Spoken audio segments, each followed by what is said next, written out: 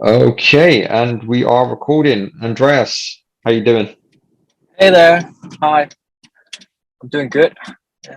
Cool, man. It's been a while. It's been a while. I know we've stayed in contact over Facebook and through WhatsApp a little bit, but Hmm? your last session with me was almost a year ago. 14th of October was the last time we spoke about your breakup. Mm. I'm That's pretty gone sure. quick. I'm pretty sure I had two calls with you, if I'm not You did, mistaken. yeah, yeah. Your Uh, first one was on the 5th of October, and then you had one on the 14th of October with me. Okay. Yeah, so I can't believe it's been almost a year. That's crazy. It's been a long year. It's been a rough year, but also I had so many things happen in my life that I mean it. On one hand, it feels like it was yesterday, and on the other hand, it feels like it's ages ago. So Yeah, yeah, I know what you mean. So look, just a quick recap, and Mhm. just for the people, the guys that are listening, and we'll get into your progress and how well you're doing. And so Sure. for everyone listening, this is a success story in a way because you've very quickly briefed me on what you've been up to and everything. But I'm just going back on my notes from almost a year ago, and yeah, you were heartbroken. You, you was in a bit of a bad place, and just by the sound of your voice, you sound a lot more upbeat. I remember there was like an anxious and an avoidant attraction between you and your ex. Mm. There was some therapy in there. There was I remember you telling me that you found it hard to settle down because you always thought maybe the next girl was going to be better and the next girl was going to be better and stuff like that. So Yeah. we covered a lot. So man, what's been happening? Tell me the story. I mean, ever since me and my ex we broke up, since I like for so many years, I've never really understood why I behaved in my relationship the way that I did, and it's been so frustrating, and it's also been killing me because I always used to say to people that I behave in a certain way, and I know that it might not always be the correct or the right way, but it's the way that I feel, and I cannot explain to you. And that's been the most frustrating part. I couldn't explain it, and I couldn't explain Mm, it even to myself. So after um, the last breakup that I had, this was actually my third girlfriend, and I discovered after probably 3 months after we broke up, and the thing was it was a mutual decision. But on the breakup day, I was like, fine. She came home to my place. She probably stayed for like 2 minutes, something. She sat on the couch and she told me that she couldn't take this anymore. And I was like, I know, we're not treating each other well. We're not having fun. And honestly, this is not going anywhere. So I totally agree. We should not be together. So we hugged. I told her to take care, and she pretty much left the apartment. And I just went on with my day. But 3 months in, um, things started things started to turn in my head. After they turned in my head, they started to turn in my stomach, and that's probably when it really started to hurt. One morning, I woke up with a fist in my stomach, and I probably had that fist in my stomach for a good 4 to 6 months before it loosened up. Um, and it was during that period that I decided to figure out why do I always mess my relationship up, because I really felt honestly that I had lost yet another girl who was beautiful. She was trying to help me, like guide me and be a great partner to me. I'm just gonna say that I was 30 at the point when we broke up, and she was 23. So there was this age gap, yeah. but um, I thought, on some levels she was pretty mature, and on some other levels I wasn't, which was why we were actually compatible on so many levels. But during my research on why I had messed things up yet again, I actually I discovered these attachment styles, and I also discovered through I actually met well, I didn't meet, but I visited Craig Kennett's YouTube channel at first, and I'm also gonna say to all the listeners, please do not look at Love Advice TV. Um, I've spent money and wasted time on that channel. Please do not do it. They Yeah, want to tune, do tune into the Love Fix, everybody. Tune into the they, Love Fix. please, Nick is the way to go. I mean, this Yeah. guy, he's helped me Thanks, man. tremendously, and there's so many people out there that they want to help, but they're not educated, and in the end, they just want to make money. But I actually discovered my attachment style through Craig Kennett, and afterwards, your channel popped up, and I did one session with Craig Kennett, which gave me a lot of tools, but I had this need for some more clarification. And honestly, I just needed someone to talk to who could relate to my problems and what I've been through and what I was going through. And I felt so much more connected with you, which was why it's been thanks, man. yeah, I mean, it's been such a helpful tool. I'm gonna call it tool to help me. You've been you played such a huge part for me, man. I appreciate it. Really been amazing. But I mean, after I discovered my attachment style, I started work on it throughout my day, throughout my new relationships with other people. Through I just got a new job. Actually, I got a new apartment, and I also got a new job those 4 months after the breakup. And I was just devastated because there were so many things that I wanted to display to my ex, and I tried all of it. I tried doing it I'm gonna come clean. I drew a map with my ex in the middle, her parents, her siblings, my parents, my friends, mutual friends, trying to connect it all to see, is there an angle? How can I approach this? Can I become friends with one of her friends who knows, it was messed up and it was crazy, but I know that there are so many people who have been there, and I couldn't see it because I was right in the middle of it. But now, once, after I've gotten out on the other side, there's probably 90% of those things that I actually did back in the days trying to get my ex back. I mean, I shouldn't have done it at all. And I also knew that maybe she's not gonna come back at all. I haven't heard from my ex one single time, although she never stopped following me on Instagram.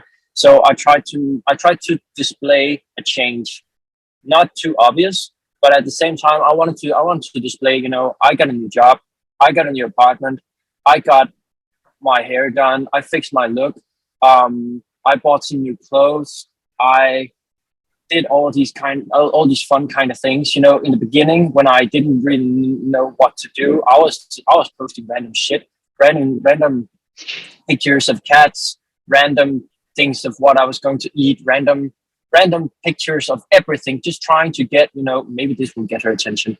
Oh, this will remind her of, and I'm not gonna hit myself, but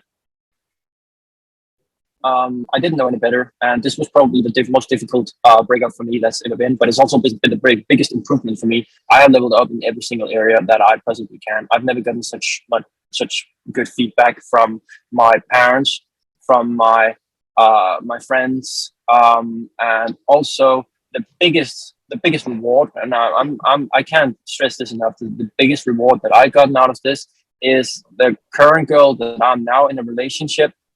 She matches my ex on every single level, and we have such a great communication and understanding because she has also been through a huge personal development by It's herself. amazing. So I could come clean. I could actually tell her all the things that I've been through, and she was just amazed, and she was stunned by all of the improvement that I have done on myself. I didn't want to tell her that in the beginning, this was all because of another person who I tried to impress. But I've also heard this a lot of times, that it's okay if your ex, that you want to get your ex back in the beginning, if that's your motivation to get started. Mm. Read the right books, improve your health, go to fitness, work out, start playing drums, go for a hike, read books, get some new good habits, anything that works. But the discipline is what keeps you going, because when your ex haven't reached out for, say, 3, 4, 5 months, you start getting, you you don't really believe it anymore. And when you start Yeah. not believing it, you stop doing the correct things. And my biggest terror has been, what if I've stopped improving myself and my ex Mhm. suddenly shows up? Yeah. I have stressed myself and rushed myself and kicked my own butt for so many months. Go to the gym, wake up early in the morning, eat the right food, just display overall high quality um, That's amazing, habits, man. just in every single level. And That's what. I mean, Yeah. That's really it's been cool. amazing. Yeah, that's really cool, and I'm so happy to hear that you've made all these changes, and it's win-win because, as you say, if they don't come back, you've leveled Mm. up. You are in a better position. So do you want to just talk a little bit about the attachment styles? So just so everybody understands, you were on the avoidant end of the spectrum, and your ex was very much on the anxious side. And for those listening who are not too familiar with attachment styles, basically avoidance and anxious people attract each other like magnets. And when an anxious person tries to get closer, the avoidant will avoid and get further away. And that's kind of what happened to you, wasn't it? You was very shut down and didn't want to talk about feelings. And that's kind of what started the process, wasn't it? Yes. All throughout the relationship, we have been together for almost 2 years. We'd known each other for about three, but for the 2 years that we were together, I was hesitating already in the beginning, that I didn't want this to become a relationship, because there was this age gap, and I know that there was something better for me. And this is the key word. I know that there was something better for me waiting out there. So I didn't want to put too much effort into this girl, because I knew that somewhere down the road I was going to leave her. So why get too um, invested in this? And that's been my challenge throughout pretty much every single relationship, because I didn't want to Mm, get attached. What if I met a better looking girl? What if I met someone that treated me better? What if this one wasn't the right for me? What if she turned out to be someone else than the one that I fell in love with? I also always had problems with this falling in love thing, because I used to have a picture of, some that in my imagination, love looks like this. So whenever mm, I met a new girl, if it didn't match that, 1 to 1, I just dismiss it. And that's pretty much what I did with every single girl that I met, because clearly this wasn't the one. And my challenge was actually that I really liked this girl and I loved being around her. We had amazing sex. We had a great, relationship in, when you can just feel it, when you cuddle, if you fit together. And we fit together on so many levels, but we also had our difficulties. And whenever things stayed tensed up and we were arguing, I just shut down and I told her, I'm not gonna do this. I'm not gonna argue with you. You can either have it your way, or I'm just gonna let you win. And if you don't accept that, you can just walk out the door. Please shut the door after you. And that was the harsh tone that we had every single argument. And in the mm. end, it also took the toll on her, because I remember so many times when I completely shut her out, and I just basically told her, just leave my apartment, please. You shouldn't come back. And she left the apartment, but due to our attachment styles, she'd be back within hours, sometimes days. And I would be like, to be honest, I don't even care if you come back tomorrow or if you don't come back at all, because due to my attachment, I couldn't really feel that, you know, I was actually relieved that she left, because I didn't want things to get close, and I didn't want to argue. I didn't want to have anything to do with anything at all, to be honest. If things started to tense up, I was out of there. Mm. And that's And it's like, always been yeah. so difficult for me, because I didn't really know why I did that. It just felt right for me. And it's ironic that the one time she didn't come back 3 months later, Yeah. you're getting all the breakup symptoms and all Mm. the heartbreak that goes with that. That's it's quite a turn there. So what I'd like to ask you is, where did your idea of love come from? Do you understand where you formed that perceived notion of love in your head, and if it doesn't match, if this girl doesn't match that 100%, where do you think that came from? I think this is one of the difficult things, because I'm still working on it. My parents are both Mm, divorced, and we yeah. have had a lot of family trauma in my family when I was growing up, Mm, and now, being much wiser, looking back on my childhood, I was actually left to myself, you know, yeah, pretty man. much of the time, because in order for me to sustain, I had to do things on my own. I was not going to depend on others. I'd rather do things myself.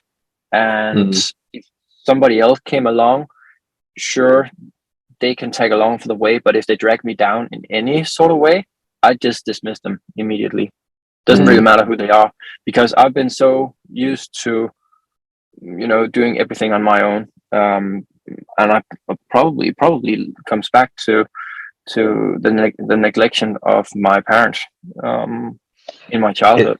it does with pretty much everybody, buddy. We all develop pretty much our attachment styles and our protection mechanisms very, very early on. And you can have Mm, the best parents in the world. No one gets out of childhood unscathed, because there's going to be one time or another in everybody's life where mm, our needs go unmet. And that could, and sometimes you can actually have parents that are too loving, and that can actually have a negative effect as well. So, yeah, you've definitely formed that protection mechanism when you was younger that followed you mm, into adulthood. And the crazy thing is, that protection mechanism, your parents probably maybe had a similar protection mechanism from their childhood, and then it goes back and back and back, and then we all mm, inherit it.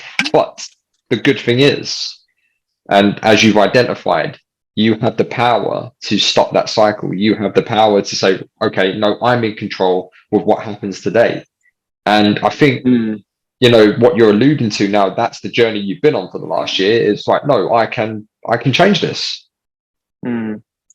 My biggest fear, once I stumbled upon attachments issues at first, my biggest fear was, am I even capable of curing this? Am I capable of becoming secure attached? Mm, Because I don't think that I can just cure these things, because these avoidant, attachment signs, they're not just something that I can. It gets triggered. It gets triggered by a certain situation, a yeah. certain word, or a certain kind of discussion. Something that might, like, even now, I I can still feel that there's this avoidant attachment issues coming up in my new relationship. The thing, and the the biggest game changer is, I'm now aware of it, and Mm, I am able to avoid these traps, and I'm able to actually act and make a new decision, instead of just doing these things because I feel like it, but I don't really understand why. So I'm just gonna go with it. And mm, for so many years, I've just been like, so if this doesn't feel like this particular feeling, then she's not going to be the one for me. But I also discovered that there were so many things that I actually appreciated that I wanted in a relationship, and I wrote them all down from my past relationship with my current ex.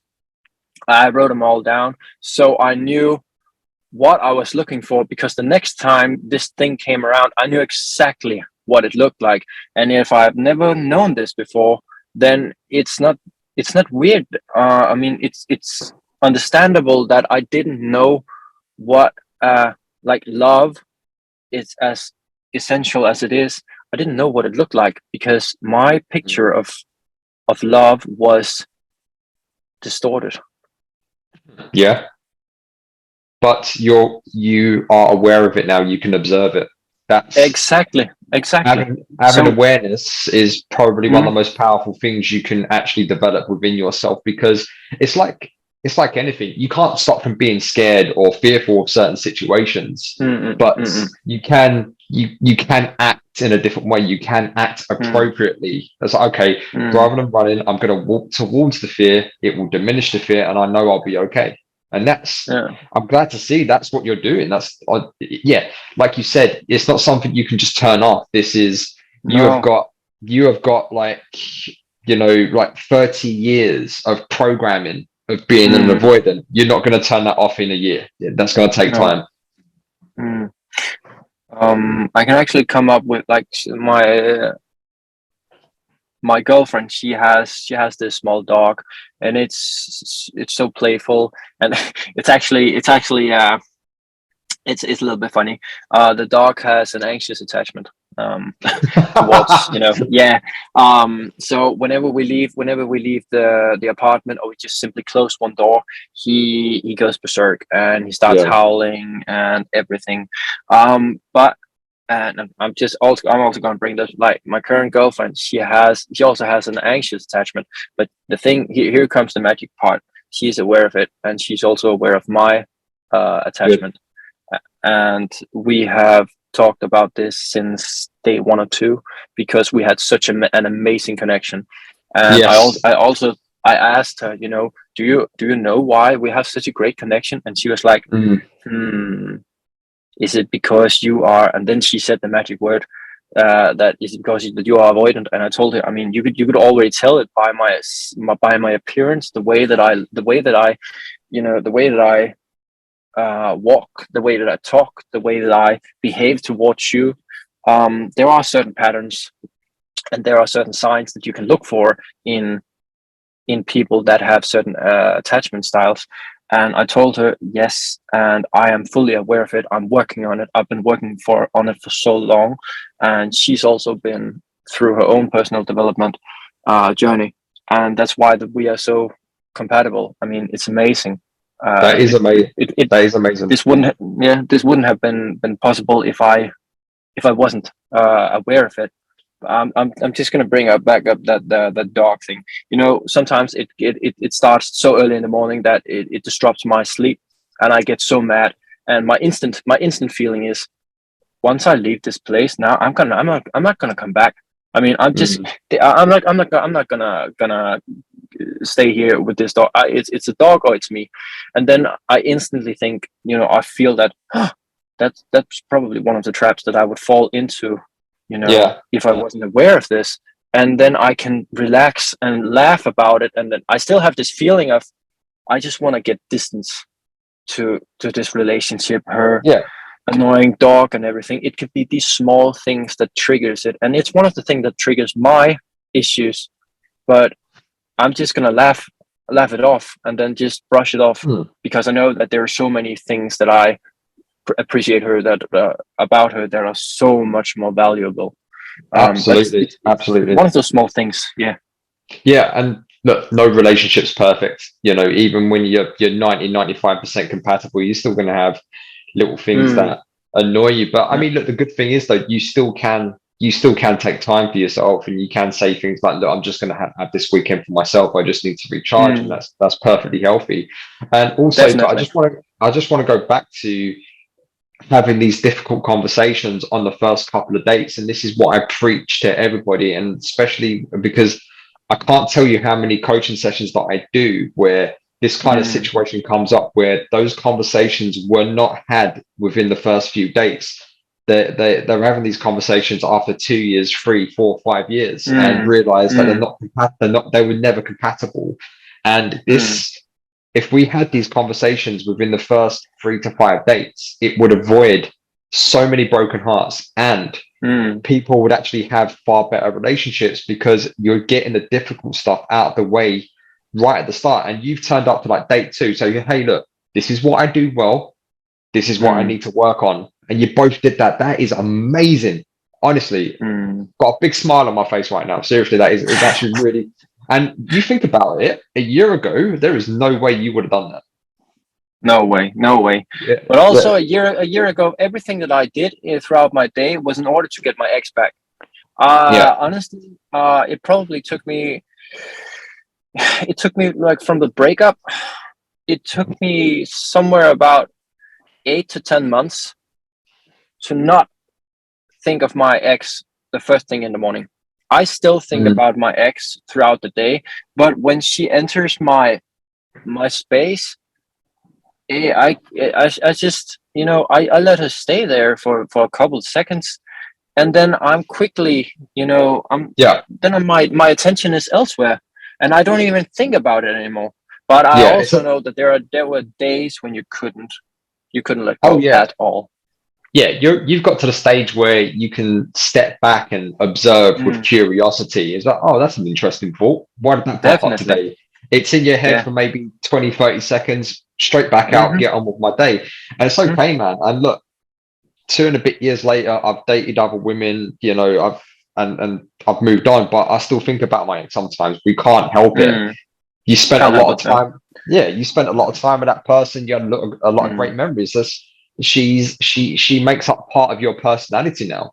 That she's part of who you are, and it's a great thing, because you can say, thank you for the lesson. Thank you for actually helping me leveling up, because I'm here today because of that breakup, and I'm thankful for that.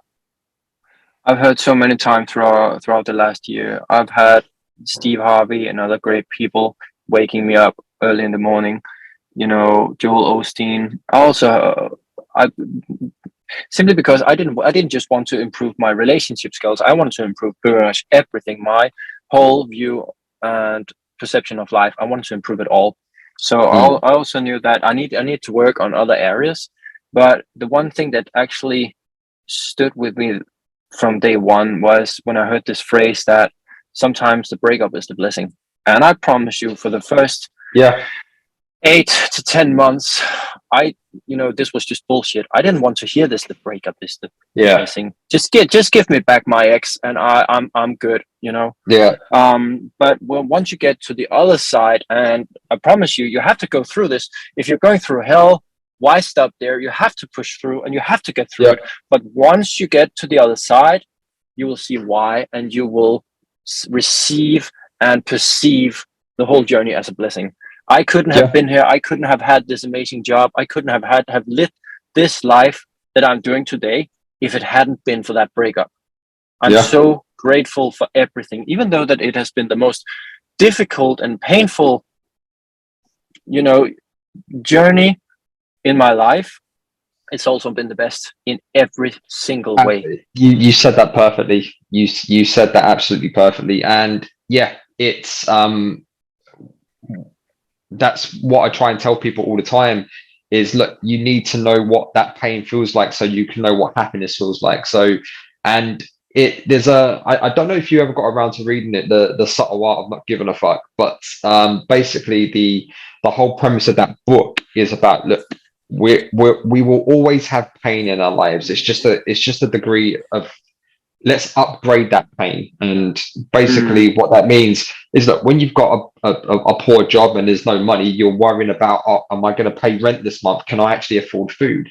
And when you get more money, as an example, can I pay my mortgage? Can I send my kids to university and college? That kind of thing. So it's a case of upgrading the pain. And that's exactly what you've done, because here's the thing, Andreas, you're still not out of the woods yet. You've dealt with that previous pain, but now the pain you've upgraded to now is that, right, I'm actually aware of the pain and I'm actually working to fix it, which in itself is a form of pain because it's still a lot of hard work. Mm. And that's amazing, man. You're doing, honestly, you're doing such a great job.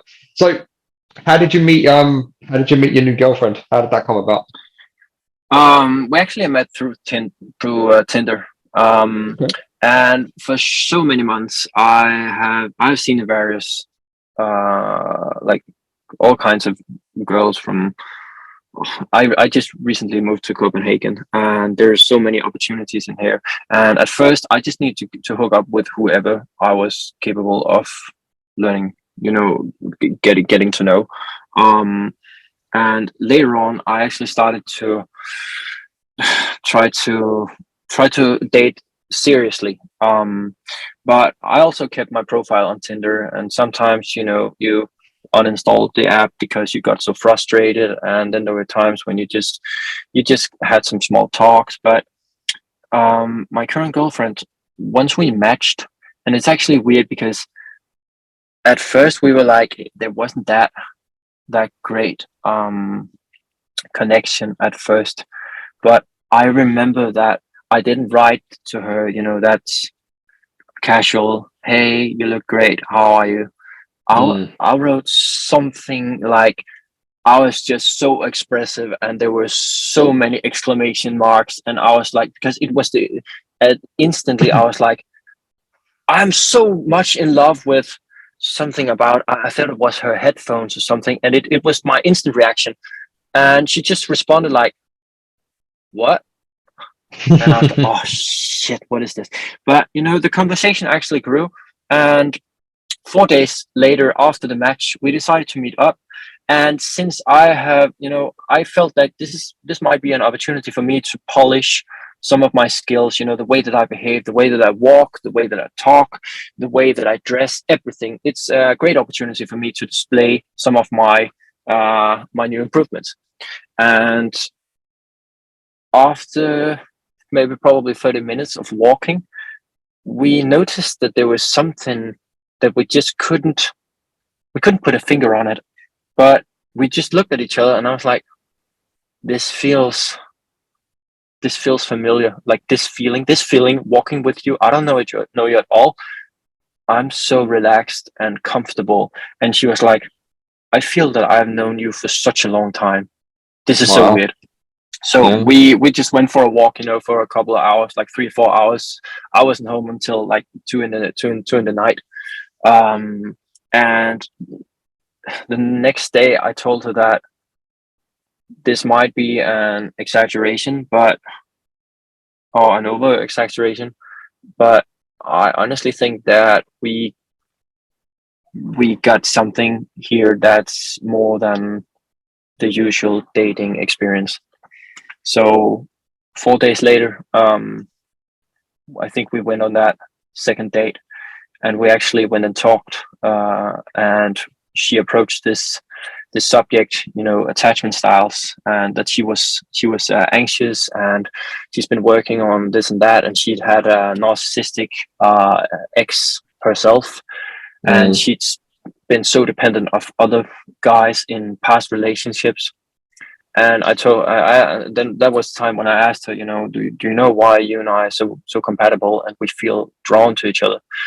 And she sighed at first, and then she was like, "You're probably avoidant." I told her, "Yeah, I am.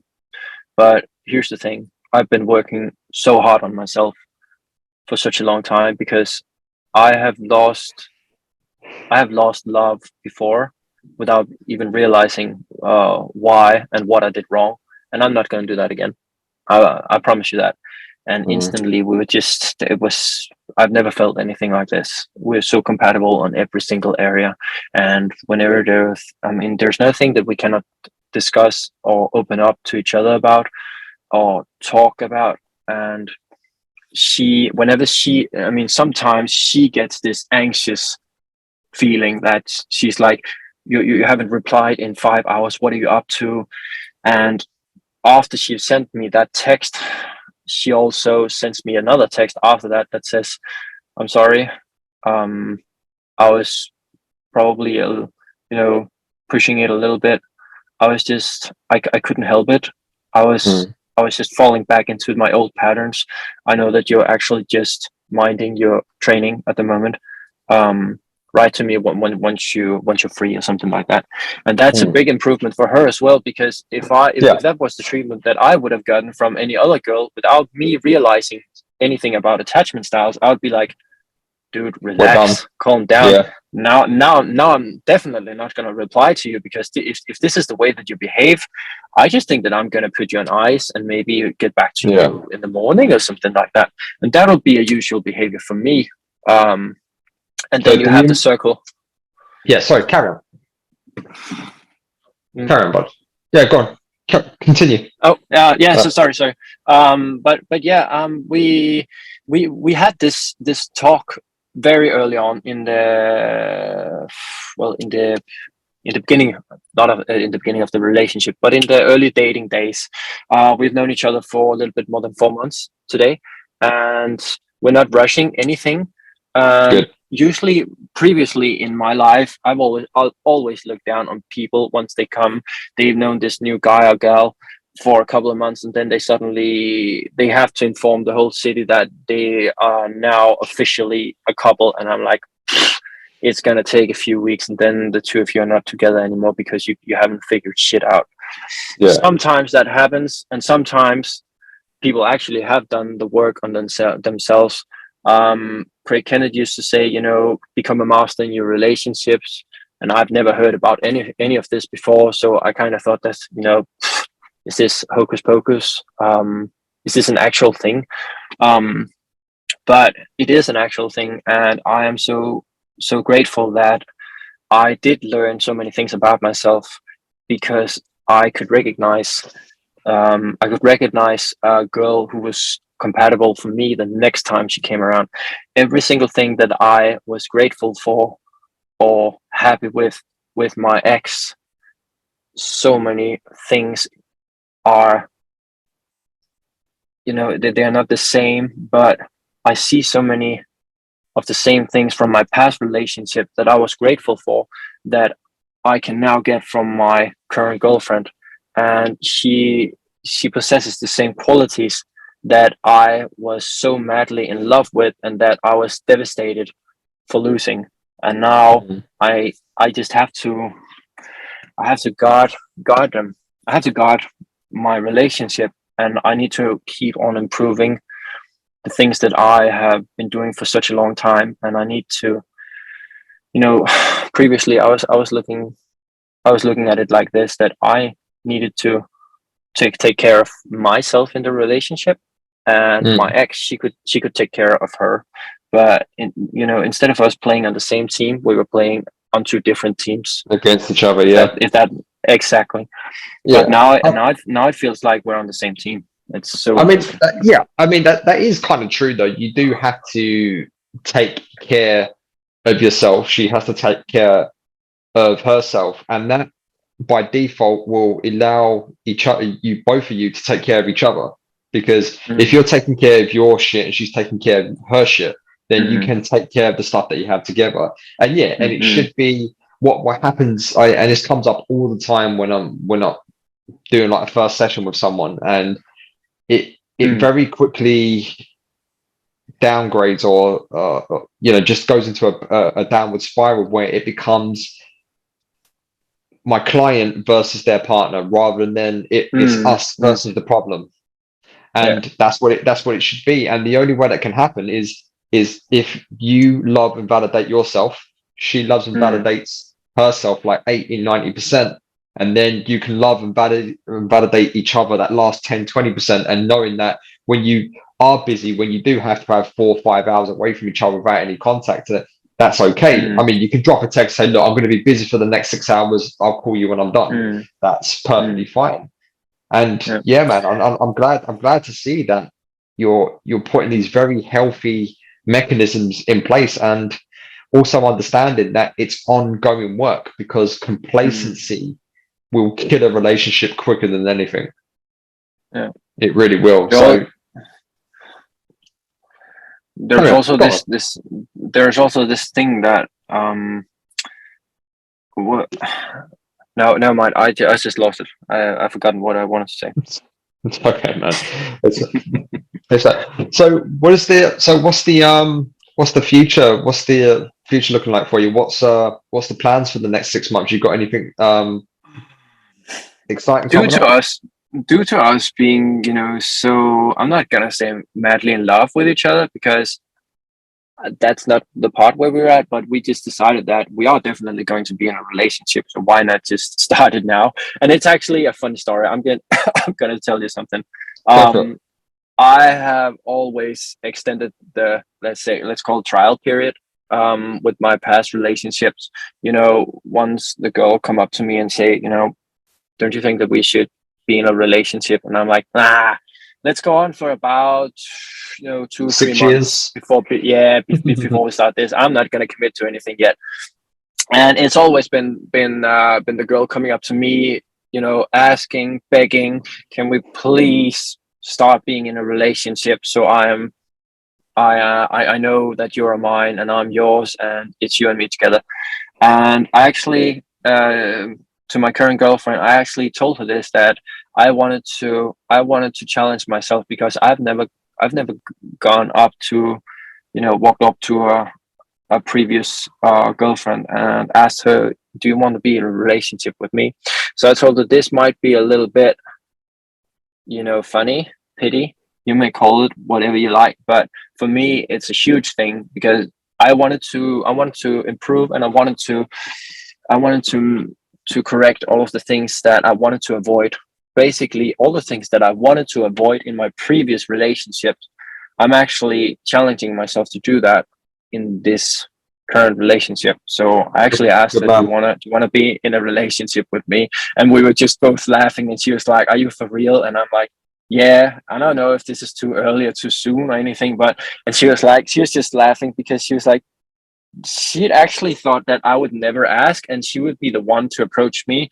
And I told her, this is such a good exercise for me, because I mean, at the end of the day, it doesn't mean anything who asked the other part, as long as you both agree on it. And we both agreed on Mm. it, but it was just a funny scene, because I told her that I actually never thought that I would be the one.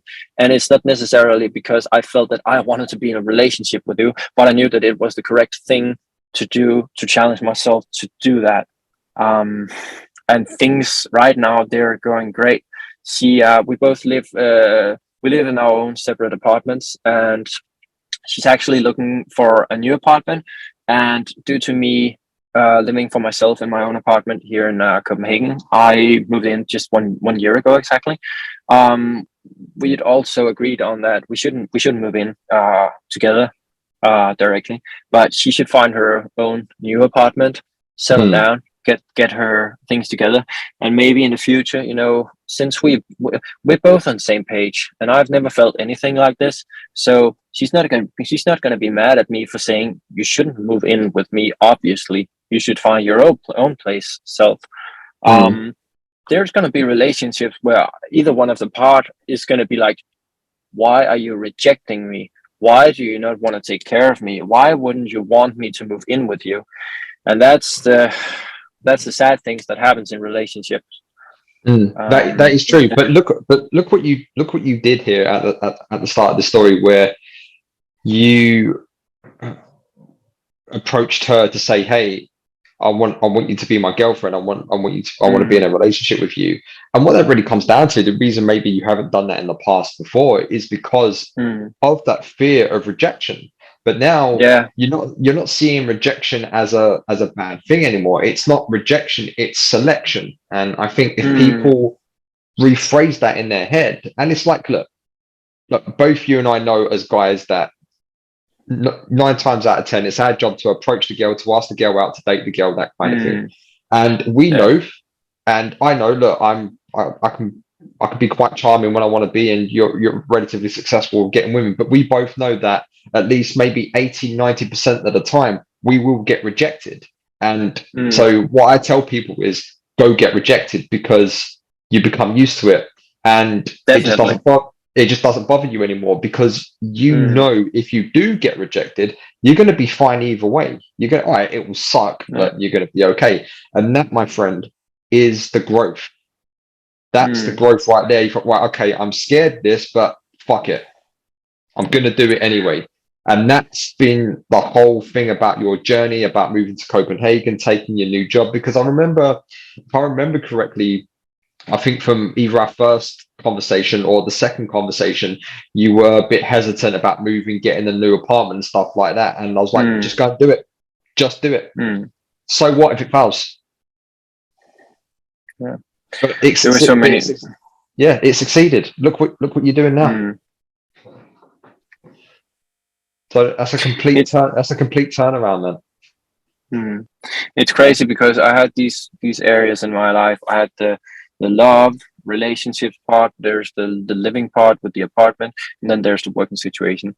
And I was so fortunate that I had both of them, you know, the apartment situation and the work situation work out for me in a couple of weeks after I started to work on myself. But the relationship and the love part, I knew that it had to take its time. And I was just, honestly, I am grateful that I didn't come across my current girlfriend earlier, because if I hadn't been prepared for meeting her, I would probably have fucked this up as well. There you go, man. So your ex and all of our exes, this is a lesson to anybody. It's look at it as preparation or training for when we do Definitely find that person that's we're more compatible with. I mean, the worst possible scenario is that you are working on yourself, but you haven't gotten enough time to actually level up. I mean, I can't stress this enough. You have to grow into the person that you want to display, that you want to become. You cannot, I mean, sometimes the blessing is bigger than you can actually handle, which is why it takes 8 months, it takes 12 months, it takes 14 months, because the blessing that you're going to receive in your life, being it either as a relationship, a new person coming into your life, a new work, or you're getting a promotion, whatever it may be, you are not big enough for the blessing in your current state where you are right now. You have to work on yourself in order to grow into that person. I can't stress this enough. Absolutely. And I think that is a key point, and it's a key lesson of, okay, we have to do things that make us uncomfortable.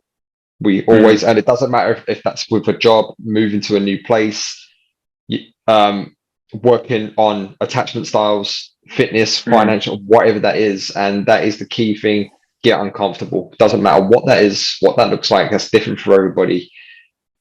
Look at where you need to improve and walk towards it. And Andreas, you've smashed that on so many levels. Honestly, it's really, really good to see. And I can honestly say you are probably one of the better success stories that has come back to me saying, hey man, look where I am compared to 12 months ago.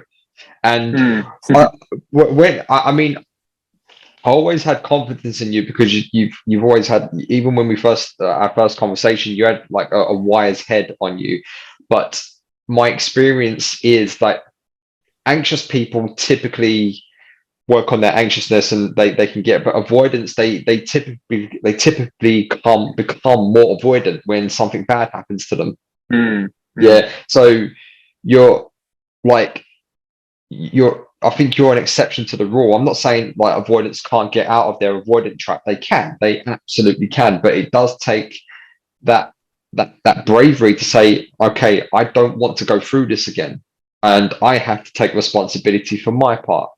And that's your true strength, is that you owned it, you owned your shit. It's like, right, okay, I got things wrong as well. It wasn't just my ex, I fucked up too, and I'm going to go and fix it. And if that's what anybody takes away from this conversation today, is that no matter what happens to us in life, it doesn't matter if it is your fault or if somebody inflicted immense amount of pain on you. Take responsibility for how you feel and take responsibility for how you're going to fix it. And definitely. That's what you've done. So bravo. And I salute you, my friend. I really do. Thank you. Thank you. I really do, man. It's a really good turnaround, man. And you put the work in. That's what it comes down to. You didn't give up. You kept going.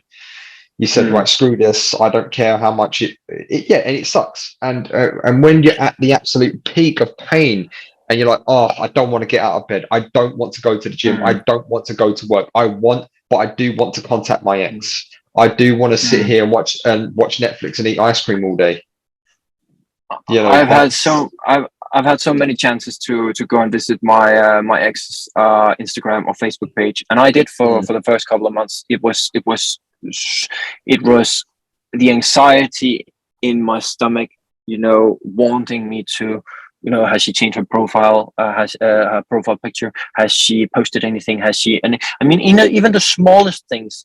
Our minds in a breakup are so twisted, and it's really, really important that you are aware of this. I mean, I wasn't aware of it for maybe the first 5 or 6 months. I wasn't aware of it, even though that I was in it. I wasn't aware of what I was doing or what I was reacting to. The thing was that I was reacting to something that didn't even happen. I was making up things in my mind that didn't even happen, and I tried.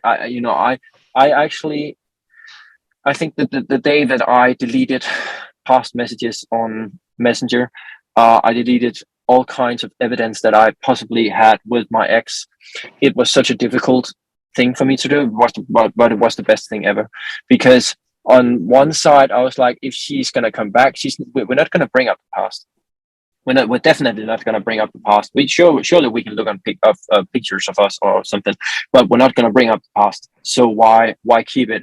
And if I want to bury it and move on, it's going to be the healthiest way, because you also need to look at it like this. If you wanted to give some advice to a good friend or a good family member or a good relationship that you have, a good relation, sorry, you need to give yourself that advice, because honestly, deep down, we have the answers by ourselves. We already know what to do, but we're afraid of doing it, and it hurts. It hurts so incredibly much, but in the end, it's going to be so rewarding. You just need, time. People say that time heals everything, but no, time doesn't heal everything if you don't do something with the time if you given. don't do the work. Actions heal. Heal. Wake up early, go for a walk, call an old buddy, tell them that you haven't spoken in a long time. Anything, start journaling, start whatever, just start. Get up and get going. Yeah, and that's the thing. So I think a better way to say that, it's actions over time. It's not just time or actions by themselves. It's repeated actions over time, because like my routine for, I'd say, probably about 9 months was get up at the crack of dawn. We're talking 5 a.m. Actually, I still do that now, to be honest. Get into the gym, come home, cold shower, meditate, journal, start work. That was my routine every single day without fail for about 9 months. That's what I did. And to be honest, it doesn't really matter what you do as long as you do something, because whatever gets you through it, I mean, whatever works, just as long as you get out of bed in the morning and you get after it. Doesn't matter what it is, just get after it. Absolutely, man. Absolutely. Yeah. Actions are everything. And definitely. It's no, you lost what you was gonna say earlier. I've lost what I was going to say now. Damn it! Geez, I had something really cool in my head to say, and now it's just dropped out. But anyway, I got something here. At first I was actually trying, because there's a difference between actually believing and then trying to have faith in wherever you're going. And at first I was just trying to believe in that my ex would come back if I did X and Y and Z. So I had to remind myself every single day, if I do these 3 things, I'm going to improve my chances of getting my ex back. And that carried on for so many months until I was like, this has just come habitual. So I'm doing these things, but I'm not doing them in order. I had to remind myself that I need to not be wanting my ex just 1% less each day. Sometimes this went up and sometimes it went down, but during the months, I went from, if my ex comes back, awesome. Right now I'm just frustrated because I want to display all these things to her and tell her this is what you missed. And there's also the part that I've been doing all of this work for you. Why don't you appreciate it? And then in the end, I was like, if you don't come back, screw it. I mean, if you do, you can look at all things that I have improved on, and I'm gonna wish you a good life because you're not gonna be a part of it. But I am gonna thank you for all of this, because if it weren't for you, none of this would have happened for me. So I'm Mm. eternally grateful for everything that we have been through, everything that you've been for me, and also that you and I, we broke up, because I wouldn't have been here if it wasn't for you. Yeah, Um, and that's the thing. And you mentioned earlier that we we already have what we need, and that's mm, exactly that. At the start, day one of the breakup, the second that they say, "I no longer mm, want to be with you," right? And this is what people struggle with, and I get a lot of kickback from this because I say to them, right, that's the closure. You don't need any yeah, more than that. They've already given you the answer. What people don't realize is that it's not so much it's not so much the closure that they're seeking. They already got it. It just takes them a long time to realize that, well, they had closure the whole time. it takes a lot of time, yeah, but the Yeah, it takes. feeling of you needing closure is still that feeling that you want something, you want the approval, you want the Validation. comfort of your, Yeah. yeah, the validation. Yeah, that was the word. You want the validation from your ex saying, I'm so happy for everything that's happened to you, and I'm so happy to see that you're doing better and everything. But in the end, what we actually want is our ex to come back, and Mm, sometimes that happens, and they're not coming back. yeah. And I mean, if And my ex that. came back and we had figured things out, the relationship would probably, it wouldn't have lasted, because I am I am certain that I have done so much more work on myself, and my ex, she wouldn't have done any of herself. She'd probably had a lot of fun, because Yeah. she felt relieved once we split up, and Yeah. I received some horrible messages from her that really really just broke me. And that was actually some of the things that I wanted closure for. Why did you have the urge to bring all of this up now? Why did you have to attack me like that? I was already weakened, and I was already laying down on the ground. Now you're not just kicking me, you're also spitting on me. Now, when I finally gotten back up and I wanted to, you know, meet you, and I wanted to meet you, call you, text you, something where we can meet on mutual grounds, you're not even responding. And I didn't reach Mm. out. I didn't reach out at all, but I had the urge to reach out for such a Oh, long time.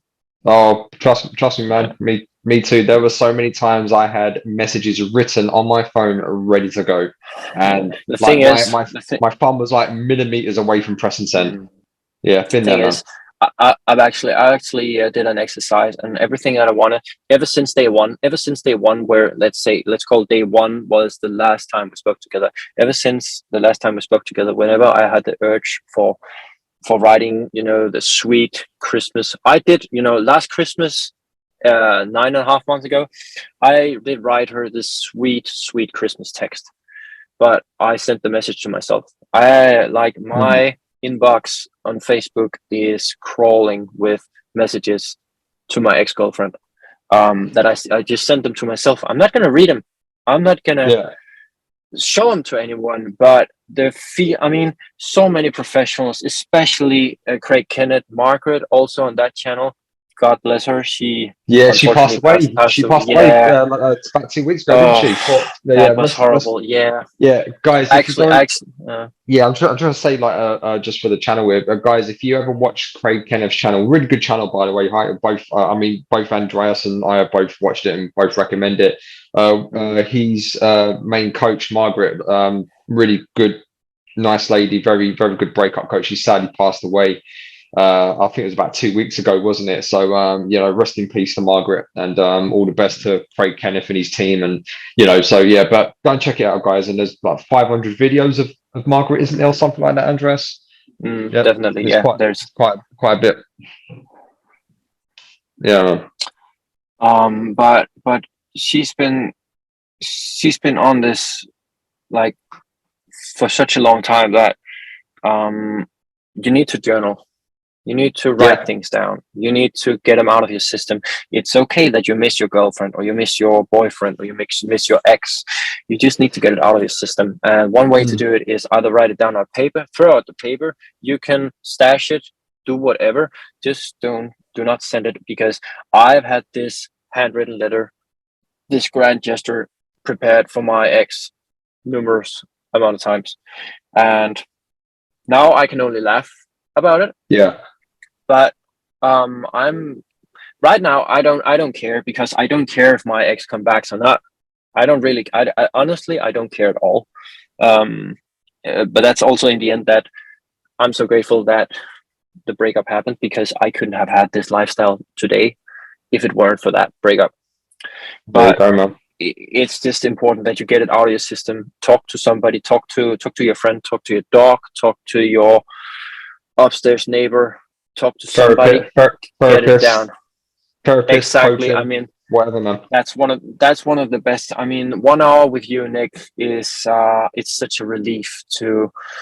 Oh, thanks, man. Appreciate get it. Get some things off of your chest. The fist in the stomach, it starts to loosen up, and it's not. It doesn't hurt that much anymore, and it's definitely worth all of the. Like, I did pay a lot to get a coaching session with Craig, and I also bought some of his tools, his e-learning books, and I mean it's worth all of it. Definitely. I mean, invest in yourself. That's also one of the things that I've tried to work on afterwards, in that I want to invest in myself and I want to help others. I've contributed to Margaret's family during the through the donation part, and I can't stress this enough. I mean, if you have the money for it, definitely book a session with Nick. It's worth it all the way. Do it over and over again. I mean, it's so much worth it in the long run. I'll pay you for that comment later. I'll send you the check. No, thanks, man. I really appreciate the feedback, and man, look, I appreciate you taking the time to do this today. So it's a little bit later where you are than where I am, so I do appreciate it. And yeah, man. But I'm gonna have to start wrapping things up. I've got a coaching session in about 10 minutes. So sure. Any final thoughts? Any final advice for anybody listening? No, I mean, I'm grateful to you for letting me tell my story, because I mean, every single person wants to be a success story, and none of us in the beginning wants to be the one that didn't hear from our ex, but we suddenly found another one. But I'm telling you, either you get your ex back or you find something better, and it's been like that in every single scenario. Whenever people they break up, they break up from each other and they find someone new, or they find each other down the road. I mean, both scenarios, they are truly phenomenal. Yeah, well, either way, you got yourself back first. That's the message. You got you back, and actually, you didn't only get you back. You actually became a new person. You become a different man. You are so different to the guy I spoke to a year ago. It is unbelievable how different you are right now. And just your outlook on life is completely, I mean, you was almost nihilistic a year ago. Now you're like, yeah, no, there is a way out. There are opportunities.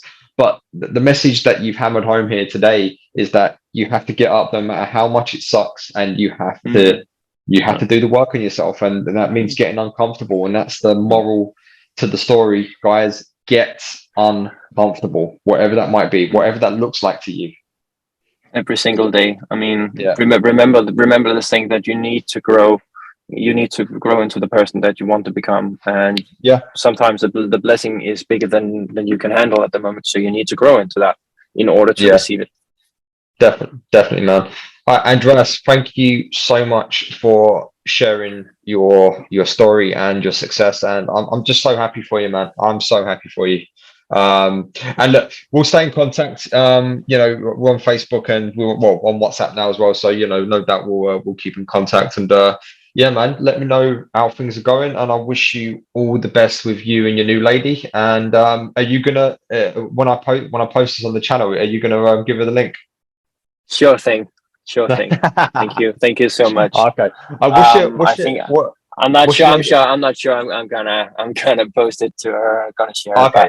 All right. Well, I I really wish. appreciate you taking your time. Thank you. No worries, man.